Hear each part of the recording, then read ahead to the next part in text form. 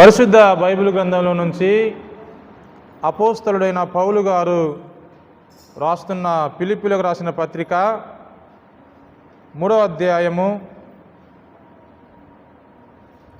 18వ వచనం చదువుదాం.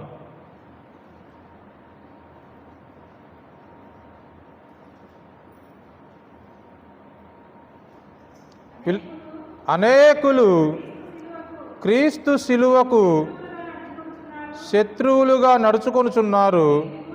వీరిని గూర్చి మీతో అనేక పర్యాయములు చెప్పి ఇప్పుడును ఏడ్చుచూ చెప్పుచున్నాను. చాలమ్మా, కళ్ళు మూసుకుందాం, చిన్న ప్రార్థన చేసుకుందాం.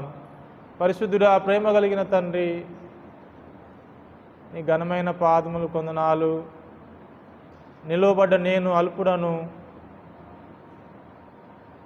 బలహీనుడను ప్రభువా. నాతో మా అందరితో మీరు మాట్లాడి మీరు మాత్రమే మహిమ తెచ్చుకొని వినగల చెవి గ్రహించే హృదయాన్ని అనుగ్రహించి, వినగల చెవి గ్రహించే హృదయాన్ని మా అందరికి అనుగ్రహించి మా అందరితో మాట్లాడి నీ మాట వెల్లడి అగుడుతూ వెలుగు కలుగుతుందన్న వాగ్దానము నెరవేర్చమని యేసయ్య నామములో అడుగుచున్నాము తండ్రి. ఆమేన్, ఆమేన్. హల్లెలూయా, హల్లెలూయా. మరొకసారి మీ అందరికీ నా హృదయపూర్వకమైన వందనాలు. ఫిలిప్పీలకు రాసిన పత్రికలో 3వ అధ్యాయము 18వ వచనంలో అనేకులు క్రీస్తు శిలువకు శత్రువులుగా నడుచుకొనుచున్నారు. వీరిని గూర్చి మీతో అనేక పర్యాయములు చెప్పి ఇప్పుడును ఏడ్చుచూ చెప్పుచున్నాడు. పౌలు భక్తుడికి ఫిలిప్పీ సంఘం ఎడల ఎంతో ప్రేమ ఉన్నట్టు తెలియచేస్తూ ఉంది. పౌలు భక్తుడు ఇక్కడ ఏం చెప్తున్నాడంటే, ఎన్నోసార్లు గద్దించాడు సంఘాన్ని, అనేక పర్యాయములు చెప్తూ ఇప్పుడును ఏడ్చుచూ చెప్పుచున్నాడు. ఒక దైవజనునికి సంఘం పట్ల ఎంత బాధ్యత, ఎంత దైవికమైన దేవుని ప్రేమ. అనేక పర్యాయములు ఫిలిప్పీ సంఘాన్ని హెచ్చరిస్తూ భయముతో కూడిన మాటలను పలుకుతూ మరలా ఆ ఫిలిప్పీ సంఘానికి ఏడ్చుచూ చెప్తున్నాడు. ఒక వ్యక్తికి ఏడుపు ఎప్పుడు వస్తుంది? ఒక సేవకునికి ఒక ఏడుపు ఎప్పుడు వస్తుంది? ఎన్నోసార్లు చెప్పి ఒక సహోదరిని లేదా సహోదరిని లేదా సంఘాన్ని చూచినప్పుడు వీరు ఇంకా దేవునిలో ఎదగలేకపోతున్నారు, ఆత్మీయంగా బలపరచబడలేకపోతున్నారు, ఎంత ప్రార్థించినా కానీ వారిలో ఎదుగుదల లేదే, ఉపయోగకరంగా మార్చబడట్లేదే, ఎంత చెప్పినా కానీ వీరిలో మార్పు రాకపోవటాన్ని బట్టి చూచి సేవకుని యొక్క హృదయము వేదనతో నిండి ఉన్నది. సంఘాన్ని సేవకుడు చూసినప్పుడు తాను ఏడుస్తున్నాడు, దుఃఖిస్తున్నాడు. ప్రభునందు ప్రియమైన దేవుని బిడ్డలారా, జీసస్ గాస్పల్ మినిస్ట్రీస్ యొక్క సంఘం దేవుడు మన హృదయాన్ని చూస్తే, మన సంఘాన్ని చూస్తే, మన సేవకుడు మనల్ని బట్టి దుఃఖిస్తున్నాడా, సంతోషిస్తున్నాడా? ఒకసారి మనల్ని మనం పరీక్షించుకోవాలి.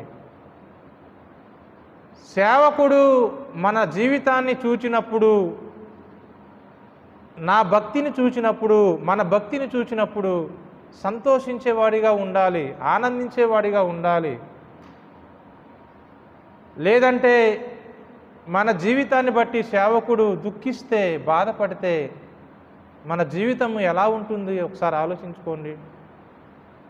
మనం మందిరానికి వచ్చేది మన జీవితంలో పరివర్తన తీసుకురావాలి, మన హృదయం మారాలి, మన ప్రవర్తన మారాలి, మన నడవడిక మారాలి, మన ఉద్దేశాలు మారాలి.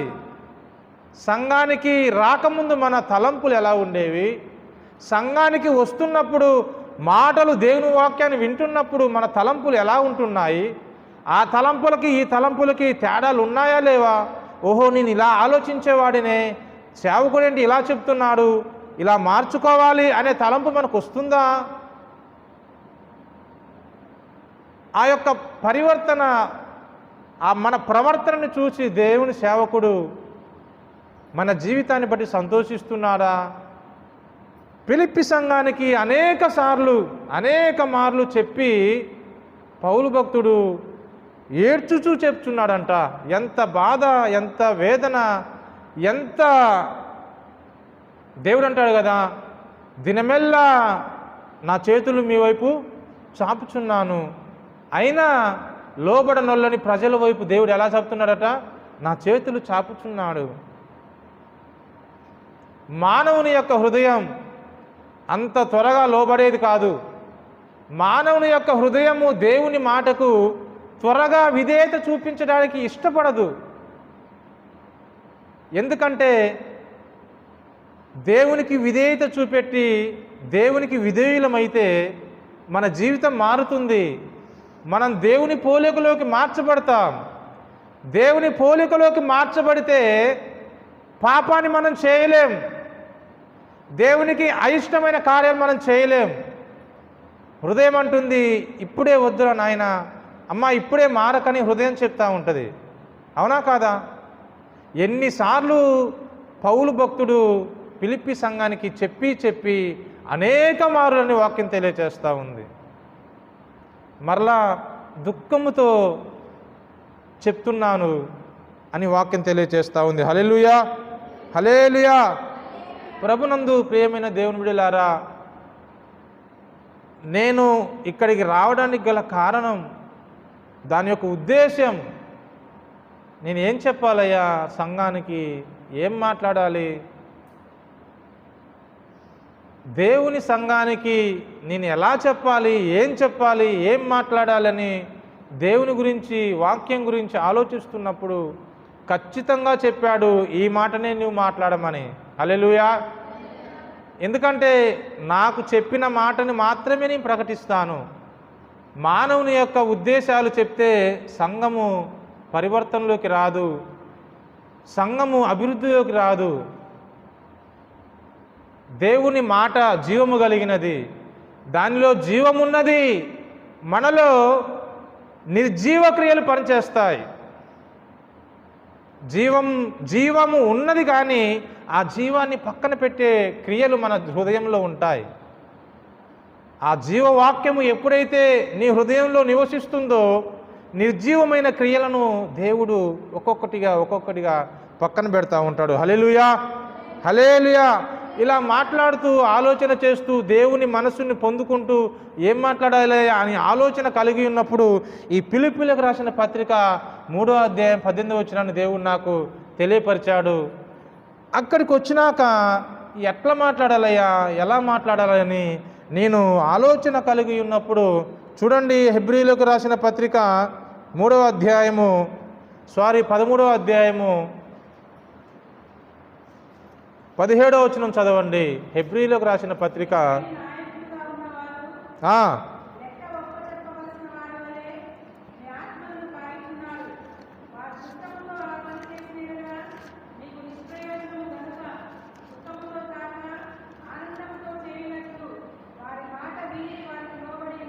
హల్లెలూయా, హల్లెలూయా. మన సేవకుడు మన జీవితాన్ని బట్టి, మన ప్రవర్తనను బట్టి దుఃఖపడేవాడిగా ఉండకూడదని వాక్యం తెలియజేస్తూ ఉంది. చూడండి, ఎక్కడక్క 17 కదా, మీ పైని నాయకులుగా ఉన్నవారు లెక్క ఒప్పచెప్పవలసిన వారి వలె మీ ఆత్మలను కాయుచున్నారు. పనిలేక కాదండి, సేవకుడు పనిలేక రాలేదు. నా సేవకుని జీవితం నాకు తెలుసు. అతను సేవకు ఎలా వచ్చాడో, ఎందుకు సేవ చేస్తున్నాడో. టాలెంట్ లేక సేవకు రాలేదు, బ్రతకడానికి సేవకు రాలేదు. ఆత్మలను కాయటానికి, తనకు అప్పచెప్పిన ఆత్మలను ఎలా కాస్తున్నాడంటే లెక్క ఒప్ప చెప్పవలసిన వారి వలె ఆత్మలను కాయచున్నాడు. ఎక్కడ నా బిడ్డ తప్పిపోతుందో, ఎక్కడ నా సహోదరుడు తప్పిపోతాడో అని పలుమార్లు హెచ్చరిస్తూ బోధిస్తూ సంఘంలో ఏ వాక్యం చెప్తే వారి హృదయం మారుతుందో, సంఘాన్ని ఎలాగైనా దేవుని రాకడకు సిద్ధపరచాలని తనకు అప్పచెప్పిన ఆత్మలను కాయటానికి పోరాటం చేస్తున్నాడు, ప్రయత్నం చేస్తున్నాడు. దానికోసం కడుపు మార్చుకుంటున్నాడు, దానికోసం ఎన్నో శ్రమలు పడుతున్నాడు సేవకుడు.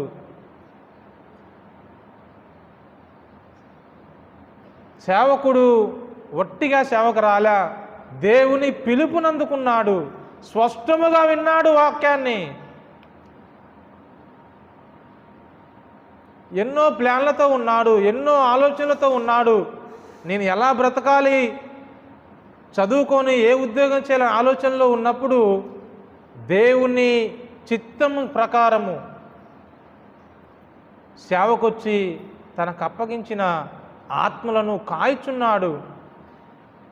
బాధ్యత లేని కాపరి కాదు, భారం లేని కాపరి కాదు. హృదయం నాకు తెలుసు, ఆయన ప్రేమ నాకు తెలుసు, ఆయన వ్యక్తిత్వం నాకు తెలుసు. శరీరం యొక్క కార్యాలను, శరీరం కలిగి ఇచ్చే ఆ ఇచ్ఛలను చంపుకుంటూ పాపానికి దూరంగా ప్రభువుకు దగ్గరగా సంఘాన్ని కాయటానికి కాపరిగా ప్రభు ఎన్నుకొని తన చిత్తమే చేయాలి. ఊపిరి ఉన్నంత వరకు తన చిత్తమే చేయాలి. తన చిత్తానికి ఏది వ్యతిరేకంగా వచ్చినా తన చిత్తానికి అయిన వారు అడ్డొచ్చినా కానీ అవసరమైతే వారిని పక్కన పెడతానికి కూడా ఆలోచన కలిగి ఉన్న సేవకుడు మన సేవకుడు. ప్రభునందు ప్రియమైన దేవుని బిడ్డలారా, మన సేవకుడు దుఃఖపడి ఈ సేవను చేస్తే మనకు నిష్ప్రయోజనమైన వాక్యం తెలియచేస్తూ ఉంది.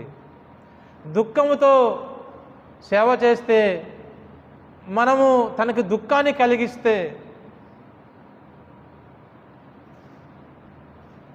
ఆ దుఃఖము ద్వారా మనకి శాపాలు వస్తాయి. హల్లెలూయా. దేవుని వాక్యానికి లోబడదాం. చూడండి, అనేకులు క్రీస్తు శిలువకు శత్రువులుగా నడుచుకొనుచున్నారు. భయంకరమైన స్టేట్మెంట్ ఇది. లోకములో ఉన్న ప్రజల కోసం కాదు, బయట నివసిస్తున్న వారి కోసం కాదు, ఫిలిప్పీ సంఘానికి చెప్తున్నాడు. అనేకులు క్రీస్తు శిలువకు శత్రువులుగా.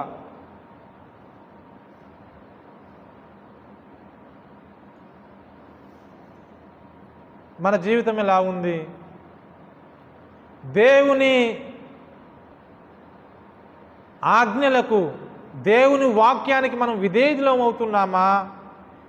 విధేయులు కాకపోగా దేవునికి శత్రువులుగా మనం జీవిస్తున్నామా? ఒకసారి మన హృదయాన్ని మనం పరిశీలించుకుందాం. అనేకులు క్రీస్తు శిలువకు శత్రువులుగా నడుచుకొనుచున్నారు. దేవునికి విరోధముగా పోయి మనం ఏం సాధిస్తాం? ఏం సంపాదిస్తాం? ఏమి కూడబెట్టుకుంటాం? దానివల్ల మనకు ప్రయోజనం ఏమిటి? ఇస్కరియోతు యూదా అద్భుతమైన వాక్యాన్ని దేవుడు అందిస్తున్నాడు. పరిశుద్ధాత్మ దేవుడు నడిపింపులో మనం ఉన్నాం. ఇస్కరియోతు యూదా ధనం కోసం పరిగెత్తి తన జీవితం బాగుపడ్డదా? తన జీవితం ఏమన్నా ఆశీర్వాదకరంగా మలచబడిందా? మలచబడకపోగా అదే క్రీస్తు శిలువకు శత్రువులుగా నడుచుకోవటం.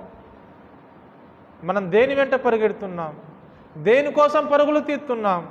మన అడుగులు దేనివైపు పడుతున్నాయి? క్రీస్తు శిలువకు వ్యతిరేకంగా పడుతున్నాయా? దేవునికి విధేయులమై దేవుని అడుగుజాడల్లో మనం నడుచుకుంటున్నామా? ఎంత భయంకరమైన మాట అండి.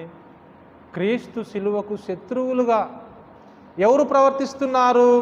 దేవుణ్ణి ఎరిగిన వారు, దేవుడు అంటే ఏంటో తెలుసుకున్నవారు, దేవుని వాక్యము చదివేవారు, పాటలు పాడేవారు, ఆరాధన చేసేవారు క్రీస్తు శిలువకు శత్రువులుగా నడుచుకుంటున్నారు. సరిదిద్దుకుందాం, సరిచేసుకుందాం. శత్రుత్వాన్ని దేవునికి ఆపాదించమాకండి. దేవునికి శత్రువులుగా మనం జీవించితే మన జీవితాలు ఎందుకు? ఇస్కరియోతు యూదా జీవితం ముగింపు బాలేదు. సంపాదన కోసం పరిగెత్తి తన జీవితాన్ని నాశనం చేసుకున్నాడు, పాడు చేసుకున్నాడు, చేతులారా పాడు చేసుకున్నాడు. మన శ్రమలలో, మన ఇబ్బందుల్లో, మనకు వస్తున్న శోధనలలో నిలబడండి, ఓర్చుకోండి, ఓపిక కలిగి జీవించండి. దేవుడే మనల్ని నిలబెడతాడు. యాకోబు పత్రిక చదవండి, 5:11 అనుకుంటా. సహించిన వారిని ధన్యులనుకొనుచున్నాము కదా. చాలు. సహనం, మన ప్రభువు వారు నేర్పేది సహనం. ఏదో చిన్న శ్రమ రాగానే, కొంచెం ఇబ్బంది రాగానే ఈయనేం దేవుడు ఉన్నాడా లేడా అనే సంశయాలు రావటం, సందేహం రావటం, ఓపిక లేకపోవడం. యాకోబు పత్రిక 5:11 ఉంది కదా, సహించిన వారు ధన్యులనుకొనుచున్నాము. మన జీవితాలు ధన్యకరంగా మార్చుకోవడానికి మందిరానికి రావాలి, ధన్యులు అవటానికి మందిరానికి రావాలి.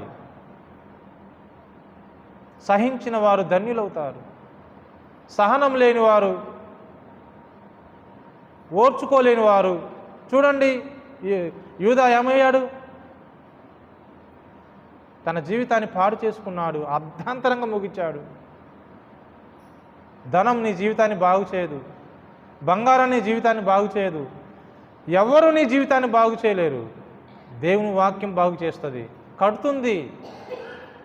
ప్రభునందు ప్రియమైన దేవుని బిడ్డలారా, క్రీస్తు శిలువకు శత్రువులుగా మీ ప్రవర్తన ఉంచమాకండి, మారమాకండి, మనసు మార్చుకోమాకండి. మన జీవితము ఉన్నంత వరకు, మనలో శ్వాస ఉన్నంత వరకు దేవునికి విధేయులమై బ్రతకండి, విధేయతను నేర్చుకోండి, సహించండి. మన జీవితాలు ధన్యకరంగా మార్చబడతాయి. హల్లెలూయా, హల్లెలూయా.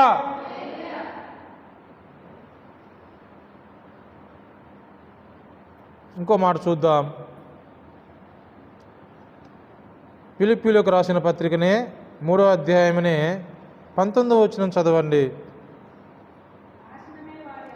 నాశనమే వారి అంతము, వారు కడిపే వారి దేవుడు, వారు తాము సిగ్గుపడవలసిన సంగతుల యందు అతిశయపడుచున్నారు, భూ సంబంధమైన వాటి యందే మనస్సు నుంచుచున్నారు. హల్లెలూయా. వాక్యం క్లియర్గా తెలియచేస్తుంది. వాక్యం దగ్గర దాపరికాలు ఉండవు, వాక్యం దగ్గర మొహమాటాలు ఉండవు. సిలువకు శత్రువులుగా మీరు ప్రవర్తిస్తే 19వ వచనం మొదటిలో ఉంది, వారి అంతము నాశనమే. దేవుని యొద్దకు వచ్చి వాక్యాన్ని నేర్చుకొని దేవునికి వ్యతిరేకంగా బ్రతికి నాశనం తెచ్చుకోవటానిక మనం వచ్చేది, పాడైపోవటానిక మనం దేవుని మందిరానికి వచ్చేది.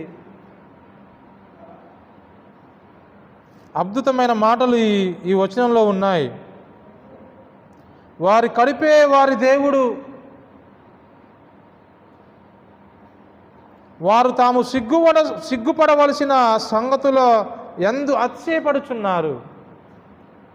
సంగమా, సిగ్గుపడవలసిన వాటి యందు అతిశయించమాకండి, భూ సంబంధమైన వాటి యందు మనస్సు నుంచమాకండి. మనము దేవుని రాకడకు సిద్ధపడేవాడిగా, దేవుని పోలికలోకి మలచబడేవారిగా మనం ఉండాలి. కొంతమంది అపవిత్రమైన కార్యాలు, అన్యాయం చేసే వాటి యందు మనస్సు నుంచుతారు, వాటి యందే అతిశయిస్తారు. వాటిలో ఏముందో మరి ఏం అర్థం కావట్లే. అన్యాయం చేయటం, అక్రమం చేయటం, దౌర్జన్యం చేయటం యందు మనస్సు నుంచి వారు అతిశయిస్తారు. మనం అలా ఉండకూడదు. మన అతిశయము దేవుడై ఉండాలి, మన ఆనందము దేవుడై ఉండాలి, మనము భూ సంబంధమైన వాటి యందు మనస్సు నుంచే వారిగా ఉండకూడదని వాక్యం తెలియజేస్తూ ఉంది. ప్రభునందు ప్రియమైన దేవుని బిడ్డలారా, మన ప్రవర్తన, మన మాట విధానం, మన నడవడిక, మనం ఎవరి దగ్గరైతే ఉంటున్నామో ఆ ప్రదేశాలు క్రీస్తు శిలువకు వ్యతిరేకంగా ఉంచమాకండి, వ్యతిరేకులుగా మారిపోమాకండి. ఎందుకంటే అది మన జీవిత విధానం కాదు, దేవుడు అది మనకు నేర్పలేదు. యోగును చూశారు కదా, అతడు సహించిన వారిని దేవుడు ధన్యులంటున్నారు. సహించడం నేర్చుకోండి, ఓర్చుకోవడం నేర్చుకోండి. కుటుంబంలో ఇది చాలా కరువైపోయింది. ఏ కుటుంబంలో చూసినా ఓర్పు అనే విధానం, ఓర్చుకునేది లేదు.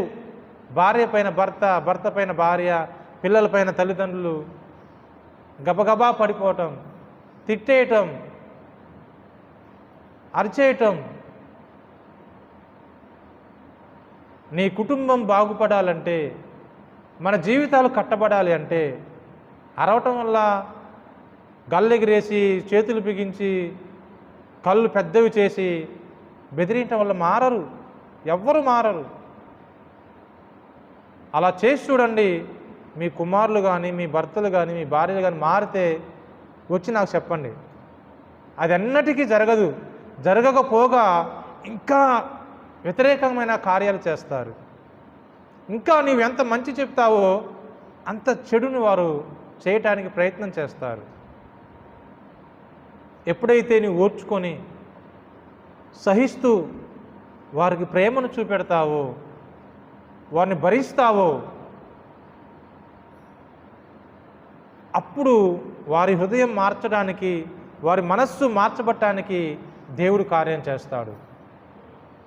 మనకి దేవుడు చూపించిన మాదిరి ఓర్పు, సహించడం. ఆయన శిలువలో ఎంత సహించాడు, ఆయన శిలువలో ఎంత ప్రేమను చూపించాడు. నలిగిపోతూ, దెబ్బలు తింటూ, పిడిబుద్ధులు తింటూ ఓర్చుకోవటం అంటే ఏంటో నేర్పాడు దేవుడు. ఆ పచ్చి మ్రానును మోస్తూ సహనాన్ని తెలియచేశాడు ప్రజలకు. అది కావాలి సంఘానికి, ఆ సహనం కావాలి, ఆ ఓర్పు కావాలి సంఘానికి. బయట ఉన్నవారు అదే విధంగా ప్రవర్తిస్తూ, సమాజము అదే కోపాన్ని ప్రవర్తిస్తూ, మనము కూడా సమాజంలో దేవుని సంఘంగా మనం కూడా అదే విధానాన్ని కొనసాగిస్తే వారికి మనకు ఏంటి ప్రత్యేకత? వారిలో మనం ఏమి మార్పు తీసుకురాగలము? ప్రభునందు ప్రియమైన దేవుని బిడ్డలారా, సంఘము సమాజానికి మాదిరి అయి ఉన్నది. సంఘము సమాజానికి మాదిరిని చూపెట్టాలి. సంఘము సమాజానికి ఓపికను చూపెట్టాలి. సంఘము సమాజానికి ఓర్చుకోవడం చూపెట్టాలి. ఒకవేళ మన భర్త దేవుని ఎరగని వాడైతే, ఒకవేళ మన భార్య దేవుని ఎరగని దానైతే వారికి మన ఓర్పు కనపడాలి, మన సహనం కనపడాలి. ఏమిరా ఇంతగానం హింసిస్తున్నా, ఈమెలో ఇంత ఓర్పు ఎలా వస్తుంది, ఇంత ప్రేమ ఎలా వస్తుంది అని నీ గురించి అధ్యయనం చేయాలి. ఓహో, దేవుని ప్రేమ ఇలా ఉంటుందా, దేవుడు అంటే ఇలా ఉంటాడా అని మనము సమాజానికి, మన భర్తకు, మన భార్యకి, మన సంఘానికి చూపెట్టాలి. అది దేవుడు మనకు నేర్పిస్తున్న బోధ, అది అపోస్తలుల బోధ.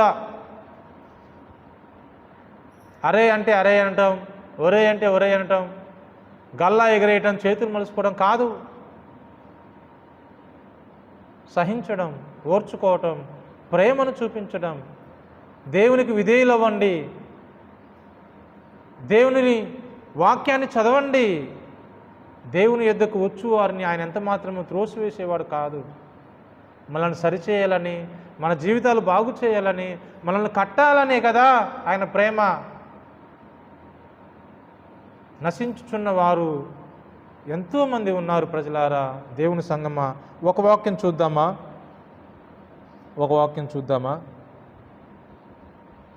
ఇదే అధ్యాయంలో 20వ వచనం చదవండి. మన పౌరస్థితి పరలోకమందున్నది, అక్కడ నుండి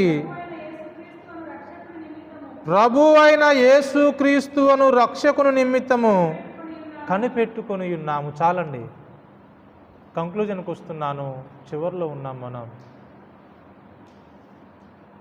మనం ఇక్కడ ఎంత సంపాదించినా, ఏమి చేసినా, ఎలా బ్రతికినా ఇది మన బ్రతుకు కాదు, ఇది మన జీవన విధానం కాదు.